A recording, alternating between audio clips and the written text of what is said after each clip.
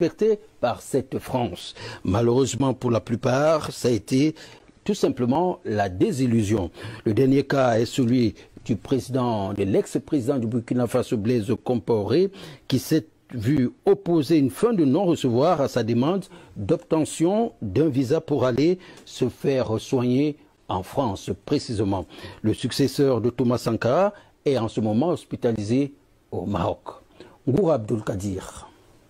En 27 ans de magistrature suprême, face à la France, il a toujours été au garde à vous, en signe de respect et de soumission à la puissance tutrice.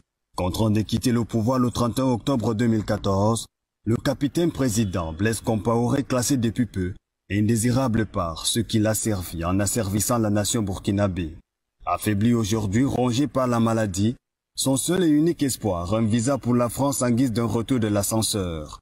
Mais le général de Gaulle n'avait-il pas dit que la France n'a pas d'amis? La toute-puissance colonisatrice préfère-t-il dans cette politique s'aimer des troubles pour récolter ses intérêts, jure toujours par sa fidélité à cette logique, n'hésitant pas parfois de liquider ses alliés à la première opportunité? Muammar Kadhafi, pourvoyeur des fonds pour la campagne de Sarkozy, a payé le prix fort de sa tentative de réconciliation avec la France. 2011, le guide libyen est stoppé net dans sa vision un peu trop osée des États-Unis d'Afrique. David Dacko de la République centrafricaine, présenté comme l'un des bons élèves de la France, utilisé à 2 reprises au sommet de l'État pour freiner les ardeurs nationalistes de ses proches, à savoir Boganda et Bokassa. Il sera par la suite lâché en plein vol dans les rues de Yaoundé, la capitale camerounaise. Il rendra l'âme en 2003.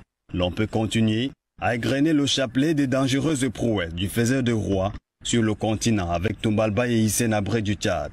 En dépit de tout ce qu'on peut reprocher à l'homme, Habré ayant fait ses classes du côté de la France, en mission commandée à N'Djamena pour servir celui qu'on présente comme le maître, sa sortie de piste lui a valu une condamnation pour crime de guerre et crime contre l'humanité.